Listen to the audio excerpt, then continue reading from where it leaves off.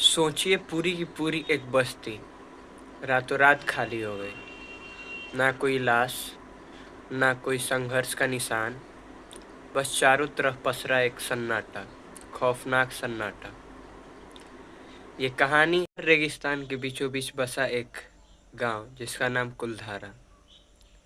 ये गांव करीबन 200 सालों से ऐसे ही वीरान पड़ा हुआ है। ना कोई वहां जाता है, ना कोई वहां से अगर कोई गया तो सही सलामत लौट के नहीं आता है। ये बस एक भूतों का गांव नहीं, यहाँ पे कुछ श्राप भी है जिसके कारण वहाँ का आबादी, वहाँ का बंजर जमीन ये गवाह बना हुआ है।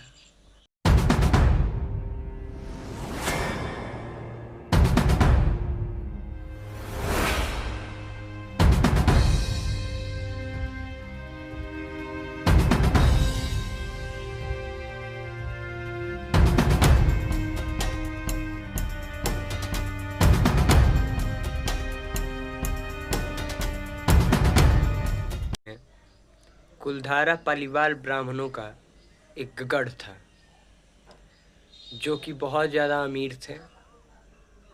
इनका महत्वपूर्ण कार्य व्यापार था जिससे बहुत ज़्यादा मुनाफा करते थे और ये चर्चा में रहते थे, हमेशा चर्चित रहते थे पालीवाल ब्राह्मण, जो कि पूरे कुलधारा में बसे हुए थे। सब कुछ बहुत शांति से चल रहा था। सारे पालीवाल ब्राह्मण अपने कार्य में लगे रहते थे, अपना व्यापार करते थे। बहुत हंसी खुशी से चल रहा था कुलधारा गांव। तभी वहाँ पे कदम पड़ता है सबसे जालिम इंसान का, सालिम सिंह। एक ऐसा क्रूर इंसान जो कि पूरे कुलधारा का इतिहास बदल के रख देता है। सालिम सिंह बहुत ज़्यादा निर्दयी था और गरीबों पे अत्याचार करता था। ज़मीन लूटना, डकैती, फरेब, अपहरण करना, ये सब उसका महत्वपूर्ण कार्य था, जिससे उसका खौफ पूरे राजस्थान में था। सालिम सिंह अपने 13वीं शताब्दी का सबसे क्रूर इंसान था। सालिम सिंह बहुत ही ज़्यादा क्रूर इंसान था और वो टैक्स वसूलने के लिए आता था। एक दिन उसकी नज़र पालीवाल ब्राह्मण की एक लड़की पे पड़ गई, जिससे वो शादी करने के लिए पागल हो गया। दीवान आया गांव में और बोला कि अगली पूर्णिमा की रात तक ये लड़की हमारे हवाले कर दो, वरना सबको मौत के घाट उतार देंगे। पालीवाल ब्राह्मणों के पास बस दो ही रास्ते थे, एक तो अपना इज्जत चुनना और दूसरा अपने आप को। उन्होंने अपना इज्जत चुना। पालीवाल ब्राह्मण जो कि एक रेप्यूटेड थे वहाँ के, अब उनके इज्जत का सवाल था। पूर्णिमा की रात से पहले कुलधारा और अगल बगल के 84 गांव के मुखिया एक जगह इकट्ठे होते हैं और वो एक डिसीजन लेते हैं कि हम यहाँ से निकल जाएं। सब इसमें हामी भरते हैं और पूर्णिमा आने से पहले ही जितना सामान हो सके उतना लेके वो निकल गए। ये बहुत रोचक कहानी है। उसकी क्रूरता इतने टॉप लेवल पे थी, आप इमेजिन कर सकते हैं कि पूरे 84 गांव, उसके सामने कुछ नहीं, उसके डर से गांव खाली कर दिया। सालिम सिंह इस समय में अब एडोल्फ हिटलर से भी ज़्यादा खतरनाक समझ सकते हैं। बहुत खतरनाक पर्सनालिटी का सालिम सिंह, जो कि कुलधारा के गांव के लिए एक श्राप बन गया। कुलधारा वासियों को तहस नहस कर दिया और अगल बगल के 84 गांव को उजाड़ दिया उसने। ये श्राप आज 2 सदियों बाद भी सच साबित हो रहा है। ये श्राप अभी और आगे दिन तक चलेगा। वहाँ आज तक ना कोई बस्ती बसा अभी और ना कोई आता जाता है।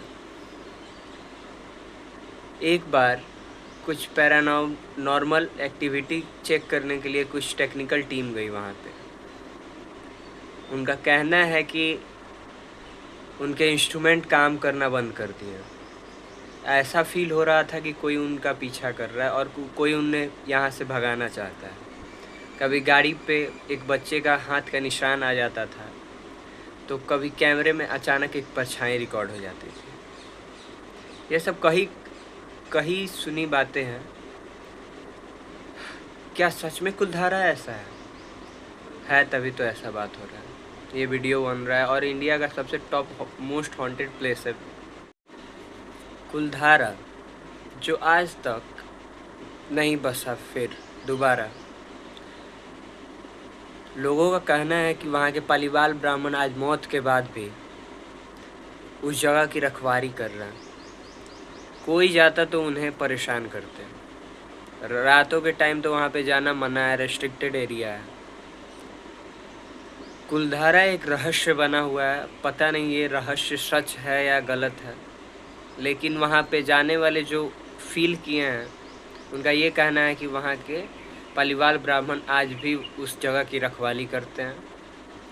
वह जगह सच में बहुत ज़्यादा हॉन्टेड है। तो कभी आपको भी समय मिले, अगर आप रुचि रखते हैं इसमें, तो आप जाइए कुलधारा, एक बार एक्सप्लोर कीजिए और अपनी राय कमेंट में बताइए।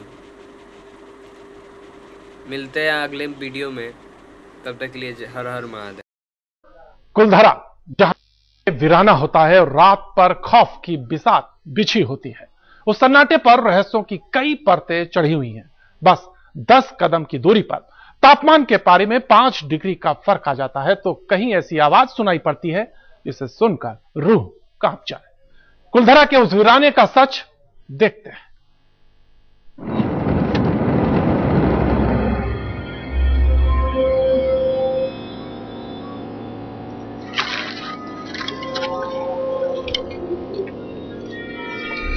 कुलधारा के सफर में सबसे पहले हम उन खंडहर बन चुके घरों में घुसे जिनमें कभी पालीवाल ब्राह्मण रहा करते थे। 700 सालों तक जिनसे कुलधारा और आसपास के 84 गांव आबाद रहे। उस सर्द रात और तेज चलती हवा के बीच हम घरों का जायजा लेने लगे। तब हम ही नहीं बल्कि हमारे साथ चल रहे पैरानॉर्मल सोसाइटी के सदस्यों को भी ऐसा एहसास हो रहा था कि हमारे अलावा और भी कोई चल रहा है। यहाँ तक कि हमारे गैजेट्स की रीडिंग भी असामान्य आ रही थी। हमें सब जैसे देख रहे होंगे आप, हम जैसे चलते हुए आ रहे थे, जगह जगह पे हमें एनर्जी पैकेट्स मिल रहे थे। इलेक्ट्रोमैग्नेटिक फील्ड जगह जगह पे कहीं पे हाई हो रही, कहीं कम हो रही है। जबकि आप देख रहे होंगे इस एरिया में कोई भी इलेक्ट्रिसिटी नहीं है, ना ही कोई इलेक्ट्रिकल वायर है। चलिए आगे बढ़ते हैं। तो शायद इस पूरे इन्वायरमेंट में, पूरे एरिया में कुछ अनएक्सप्लेनेबल एनर्जी फील्ड्स हैं, जैसा तक अभी तक देखा है हमने। हम जितना आगे बढ़ रहे थे उतनी ही हमारे दिल की धड़कनें भी तेज हो रही थी। एक चबूतरे के पास पहुंचते ही मीता के हाथ में मौजूद इंफ्रारेड थर्मामीटर में कुछ असामान्य रीडिंग आने लगी। जब गेट से हम गांव के भीतर गए तो इंफ्रारेड थर्मामीटर पर पारा 3 डिग्री सेल्सियस बता रहा था, लेकिन अंदर एक चबूतरे के पास वही पारा खिसक कर -2 डिग्री पर आ गया। और ये सब महज 5 मिनट के अंतर पर हुआ। तापमान में अचानक आई ये गिरावट किसी रूहानी ताकत की अदृश्य मौजूदगी तो नहीं बता रही। चबूतरे से आगे बढ़कर हम पहुंचे एक मंदिर के पास और हमारे K2 मीटर की लाइट्स अचानक जलने लगी। टीम के सभी साथियों ने कुछ अजीब सी आवाजें सुनी। इंडियन पैरानॉर्मल सोसाइटी के सदस्य गौरव ने बात करने की कोशिश की। क्या कोई है हमारे साथ जो ये हमें दिखा सके कि आज वो हमारे साथ है? अपने डर को दबाते हुए पहले हम पहुंचे मंदिर में और इसके बाद एक छोटे मुंह वाले कुएं के पास। जो ही हमने टॉर्च की रोशनी कुएं में मारी, कुछ ऐसा हुआ कि कुछ पल के लिए हमारी सांस थम सी गई।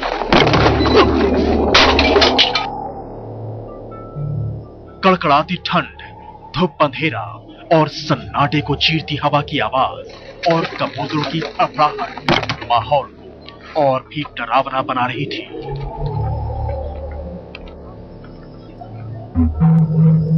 कैमरामैन अशोक भनोट और विमल भाटिया के साथ अहमद अजीम, कुलधरा, जैसलमेर, आज तक।